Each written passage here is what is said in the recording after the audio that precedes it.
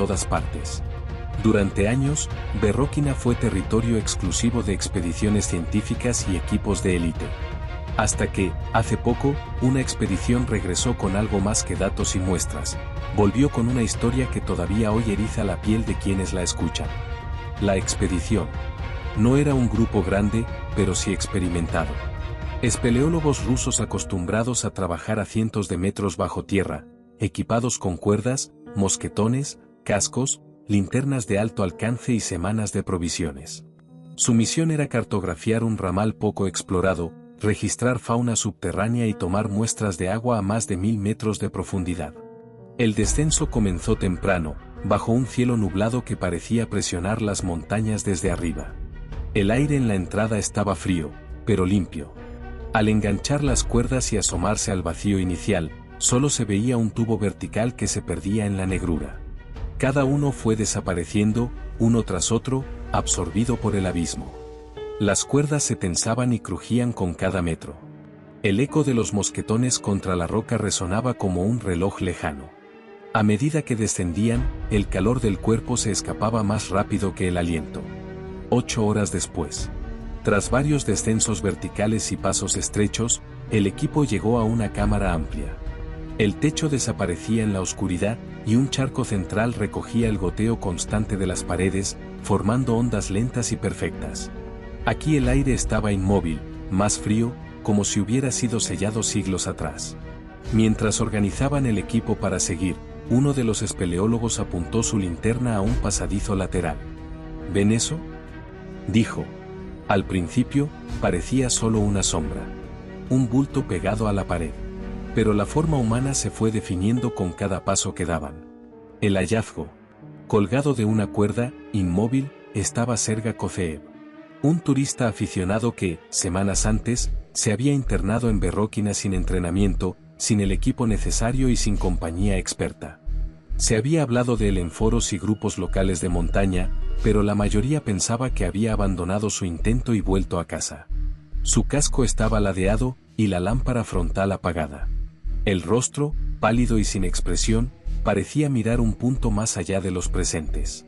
Las manos colgaban abiertas, como si hubiera soltado algo invisible. A su alrededor, la roca estaba viva con formas diminutas, sanguijuelas translúcidas que reptaban lentamente, ciempiés pálidos que se retiraban de la luz, y escorpiones sin ojos, adaptados a un mundo sin amanecer. Criaturas que parecían ajenas a la presencia humana, como si estuvieran acostumbradas a compartir su territorio solo con los muertos. La tensión. El equipo detuvo la expedición. Nadie habló durante varios segundos, salvo uno de los veteranos, que murmuró. La cuerda sigue firme, no se rompió. No cayó. Eso solo dejaba dos posibilidades, que Kozeev hubiera quedado atrapado o que la falta de oxígeno lo hubiera vencido antes de poder ascender. La humedad constante hacía que cada superficie fuera traicionera. Las paredes resbalaban al contacto, y las cuerdas, empapadas, eran más difíciles de manejar. Acordaron preparar la extracción. El silencio se interrumpía solo con órdenes cortas. Más cuerda. Sujétalo por la cintura. No lo gires. El ascenso imposible. Subir con un cuerpo es distinto a subir con equipo. Cada metro ganado parecía costar el doble. El cadáver, rígido por el frío, se enganchaba en las rocas de los pasajes estrechos. En más de una ocasión, tuvieron que bajarlo unos centímetros, girarlo y volver a intentarlo. En esos instantes, las linternas iluminaban su rostro de frente, y alguno juraría que parecía abrir los ojos. Pero no. El reloj corría, y la distancia a la salida seguía siendo brutal. A mitad de camino, uno de los exploradores resbaló y golpeó la pared con tal fuerza que la linterna se apagó. Solo la luz de los demás impidió que quedaran a oscuras. El regreso a la superficie. Después de más de 30 horas de esfuerzo continuo, el grupo emergió a la entrada. El aire libre, frío y húmedo, se sintió como una descarga eléctrica. Incluso el cielo gris parecía brillante en comparación con la oscuridad que habían dejado atrás. Kozeev fue entregado a las autoridades locales. Los detalles exactos de su descenso, de las horas finales que pasó allí abajo, siguen siendo un misterio. Después, Desde entonces, el nombre de Serga Koceev se menciona antes de cada expedición a Berróquina. No como una historia para asustar, sino como una advertencia grabada en piedra. La profundidad no perdona errores. La cuerda con la que descendió nunca fue recuperada. Algunos dicen que aún cuelga en algún punto de la galería, balanceándose apenas con corrientes de aire que nadie siente. Esperando. Porque en Berróquina no hacen falta derrumbes ni ríos subterráneos para matar. A veces, basta con un paso más, un momento de confianza. Y la oscuridad se queda contigo para siempre. La noche que siguió al hallazgo en Berróquina no trajo descanso. Afuera, en las laderas de las montañas de Abjasia, el aire era nítido, frío, cortante. Adentro, en la memoria de quienes habían descendido, seguía pesando la imagen de Serga Koceev colgado de una cuerda, inmóvil, como si aún aguardara a que alguien lo despertara. Los rescatistas lo sabían, no había nada más que hacer, y aún así mantenían la mirada baja. Hay silencios que son, en realidad, despedidas. El líder del equipo, un veterano llamado Ilya, no durmió.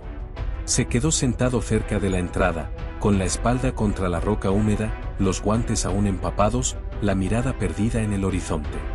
A su lado, Natalia, bióloga y miembro de la expedición, le dejó un termo caliente. Nadie mencionó el nombre de Serga, pero todos lo pensaban, demasiado confiado, demasiado solo, demasiado adentro.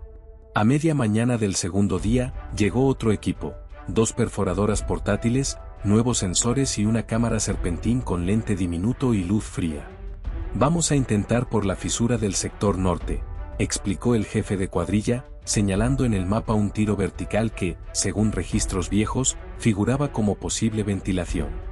Si había suerte, y en cuevas esa palabra siempre es un espejismo, la cámara podría encontrar un pasaje colateral y confirmar lo que nadie se atrevía a decir en voz alta, que Serga seguía con vida.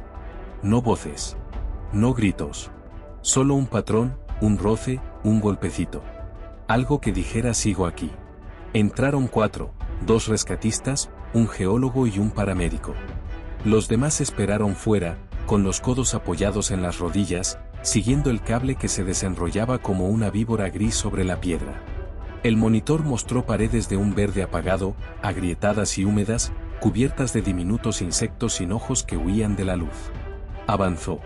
Avanzó. Se detuvo. Un tapón de barro bloqueaba el paso.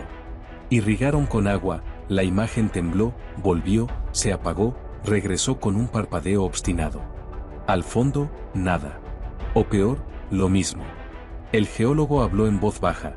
La fisura se estrechaba hasta un cuello de botella, sellado por roca caída desde hacía años. Ni el aire pasa, dijo. Nadie lo contradijo. La cámara retrocedió, ascendió a trompicones y terminó en una estática gris. Afuera, el sol ya estaba alto, pero no calentaba. Esa tarde se tomó la decisión, no habría otro intento. Era demasiado peligroso, demasiado costoso, demasiado inútil. Sellarían el acceso, colocarían un cartel, informarían a las autoridades. Cerrado. Fin. Palabras que en el papel son livianas, pero que en piedra pesan toneladas. Natalia pidió unos minutos a solas. Caminó hasta un saliente desde el que se veía el valle cubierto de niebla y apoyó la mano sobre la roca. Se quitó el guante, la piedra estaba tibia. No era posible, pensó, y sin embargo lo era. La tierra guarda calores antiguos en sus capas, como si conservara la memoria de lo que ha tragado. Perdón, susurró. No supo si a Serga, a la montaña o a sí misma. Ilya, en cambio, se apartó hacia un risco desde el que podía ver la hilera de abedules deformados por el viento. Pensó en las rutas que conocía de memoria, en los descensos con mapas claros, en las flechas dibujadas para marcar el retorno. En Berróquina no había flechas posibles, la única flecha era el tiempo, y ya se había roto. La mañana del tercer día, un viento áspero trajo polvo fino desde los desfiladeros. Se pegó a las cuerdas, a las botas, a las chaquetas impermeables. Los rescatistas comenzaron a recoger equipo. El jefe se acercó a Ilya y dijo simplemente, lo siento. 2 palabras. No existía una tercera que sirviera. Ilya asintió sin responder. Tenía los labios partidos, los ojos rojos, la barba salpicada de arcilla. Sellaron la entrada principal con concreto. Golpes secos. Golpes huecos. El eco subterráneo respondió con esa paciencia cruel que solo tienen las cosas que no se mueven. A brochazos, pintaron peligro. Acceso restringido. La pintura roja chorreó, y el cartel quedó torcido. Nadie lo enderezó. Esa noche, en el campamento, casi nadie comió. El fuego crepitaba, pero el calor no llegaba a los huesos. Mijaíl, el fotógrafo, encendió por instinto la cámara, sin apuntar a nada, solo para ver el indicador verde. Parpadeó, firme, como si el aparato tuviera vida propia. La apagó con un golpe seco. «Basta», dijo. Natalia lo miró sin reproche. Había demasiados basta flotando en el aire. Irina, la zoóloga, abrió su libreta y anotó las especies observadas en la entrada: 3 artrópodos, 2 sin clasificar. Dibujó, con trazo torpe, un ciempiés pálido y sin ojos. Tachó la hoja. La arrancó. La guardó igual. Tal vez algún día ese apunte sería útil. Por ahora, era solo un recordatorio de que en su oficio también se aprende perdiendo. Pavel, que había grabado parte del descenso, pasó la noche mirando el techo de la carpa. El murmullo del viento entre las ramas se confundía con el zumbido dentro de su cabeza. Su mano seguía temblando aunque no tuviera la cámara. Había pasado años registrando el mundo para entenderlo, y ahora el mundo se le había salido del marco. Al amanecer, el campamento se desmontó sin despedidas largas. Cada uno cargó con lo suyo. Ilya fue el último en quedarse frente al concreto fresco. Apoyó los dedos, recogió un poco del polvo gris y lo probó con la lengua. Sabía a cal y a invierno. «Es suficiente», murmuró, y comenzó a descender por la vereda helada. Las semanas siguientes fueron un desfile de silencios y formalidades. Correos con asuntos neutros, progreso del informe, pendiente de gastos, y llamadas que esquivaban el nombre de Serga. Natalia organizó sin pensarlo mucho un taller de seguridad para exploraciones profundas, manejo de medidores, protocolos de retirada, prevención de hipoxia. Vinieron estudiantes, curiosos y veteranos. Ella recitó los puntos como una letanía, con la precisión de un cirujano. Siempre cerraba igual: la salida empieza antes de entrar. Y miraba el reloj como si cada minuto fuera una tuerca que mantener en su sitio. Mijaíl vendió la cámara. El comprador le preguntó si tenía algún consejo.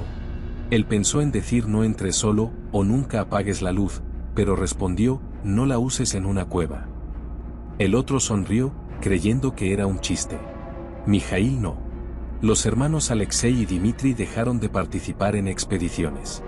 Amigos en común les propusieron visitar cuevas turísticas, con pasillos amplios y guías sonrientes. Insistieron: les hará bien. Ellos no fueron. Aprendieron que hay cosas que no se superan, solo se dejan en paz. Irina presentó un trabajo académico sobre fauna cavernícola adaptada a la oscuridad perpetua. Era impecable. Pero al pronunciar la palabra adaptación, la voz se le quebró apenas. Nadie lo notó, o nadie quiso notarlo. En las montañas de Abjasia, Berróquina sigue ahí. Silenciosa. Esperando. Fiodor abrió la carpeta de los vídeos como quien abre una puerta cerrada a la fuerza, sabiendo que detrás no hay alivio, sino algo que seguirá doliendo. El cursor titilaba sobre el primer archivo, y durante un segundo pensó en cerrarlo todo, apagar la pantalla, dejar que el polvo digital cubriera para siempre esas grabaciones. Pero lo hizo igual. Pulsó play. En la pantalla apareció una luz blanquecina que parpadeaba, temblando sobre un pasillo húmedo de roca caliza. Respiraciones entrecortadas, pasos que resonaban con un eco lento y hueco, voces aún alegres, ignorantes del abismo que se abriría bajo ellas. En el siguiente corte, la luz cambió, las sombras se hicieron más densas, como si la oscuridad hubiera aprendido a cerrarse más rápido sobre ellos. Luego vino el jadeo. Y después, esa frase que se clavó como un cuchillo helado: estoy bien. Un estoy bien dicho con voz firme, que ya no era verdad. Fiodor pausó. Retrocedió unos segundos. Volvió a avanzar, esta vez cuadro por cuadro, como si al diseccionar las imágenes pudiera reescribir el final. En uno de esos fotogramas, en el borde derecho de la imagen, vio la bota de Serga Kozeev deslizándose hacia el vacío de una grieta lateral. No hubo heroísmo en ese instante. No hubo música ni gritos cinematográficos. Solo una sombra que dejaba de estar. Se quedó mirando esa imagen más tiempo del que creía posible. No supo si fueron segundos o minutos. Sintió un peso invisible sobre el pecho. Cerró la tapa del portátil con un golpe seco, como si el aparato pesara demasiado. Se levantó y fue directo al baño. Abrió la llave del agua helada y metió las manos bajo el chorro. Se las frotó una y otra vez, con fuerza, como si aún tuviera adherido el barro frío y fino de Berróquina. Pero por más que se enjuagaba, la sensación áspera en las yemas de los dedos no desaparecía. Levantó la vista hacia el espejo. Sus ojos parecían más viejos. No por el tiempo, sino por el peso. Ilia, en cambio, buscó ahogar el recuerdo de otro modo. Aceptó un trabajo en un almacén de materiales de construcción, lejos de la montaña, donde su vida se redujo a contar sacos de cemento, ordenar listones de madera, clasificar tornillos. En esa matemática de lo concreto, había algo tranquilizador, un peso fijo, un lugar exacto, nada impredecible, nada que pudiera tragarse a un hombre entero. A la hora del almuerzo, salía a la calle y miraba el cielo. A veces imaginaba que aquellas nubes eran las mismas que había visto formar remolinos sobre la entrada de Berróquina el día que descendieron. En el bolsillo, siempre llevaba un nudo de cordín. Lo tocaba sin mirarlo, comprobando que seguía ahí, como si fuera el último hilo que lo unía a lo que había quedado atrapado para siempre bajo tierra. Un mes después, llegó una carta con membrete del municipio de Gagra. Inspección final. Cierre administrativo. Sanción simbólica por ingreso no autorizado. Natalia leyó el documento en voz alta. No tenía filo. Era un papel que pretendía cerrar algo que, en realidad, seguiría abierto en la memoria. No entienden, dijo, doblando la hoja con un gesto seco. Nadie entiende, y mejor así, respondió Ilia. Por las noches, a todos les pasaba lo mismo, el goteo. No era un sueño ni un recuerdo. Era un sonido real, obstinado, que aparecía en la cocina, en la ducha, en un rincón oscuro del pasillo. Abrían la llave. Nada. Cerraban los ojos, y el goteo seguía, esta vez dentro de la cabeza, como si el agua hubiera encontrado una caverna interna en la que resonar para siempre. En los foros de espeleología, la historia se redujo a una línea seca. Berróquina, Abjasia. 1/1. Cierre definitivo. Y, a veces, cuando algún novato hablaba con exceso de confianza, aparecía un recordatorio que apagaba cualquier entusiasmo. No repitan Serga. 3 palabras que bastaban para levantar un muro invisible. En los pueblos cercanos, los pastores siguieron diciendo lo mismo que antes. Hay lugares que quieren estar solos. Nadie les pidió disculpas. Ellos tampoco las reclamaron. La montaña no necesita explicar que tiene razón. La tiene. Hay finales que no cierran, solo se sostienen. La entrada a Berróquina quedó sellada con un muro de concreto gris y un cartel torcido. Pero la cueva, como todas las cuevas, sigue haciendo lo que siempre hace, esperar. El aire, que a veces falta y a veces se estanca, seguirá obedeciendo leyes que no consultan a nadie. La arcilla seguirá tragando botas sin avisar. La oscuridad, paciente y absoluta, seguirá midiendo los pasos de quienes creen que pueden con todo. Si alguna vez te asomas a una entrada así, recuerda esto. El camino de regreso empieza en la puerta. Cuenta tu aire. Marca tu ruta. Deja tu nombre afuera. Y si una grieta te promete atajos, escucha la voz que te dice que no. Porque allá abajo no hay jurados ni testigos. No hay a quien pedirle una segunda oportunidad. Solo roca, tiempo, y una pregunta que nunca perdona. ¿Pagaste el precio de volver? Y si llegaste hasta aquí, respira. No para olvidar, sino para aprender a tiempo.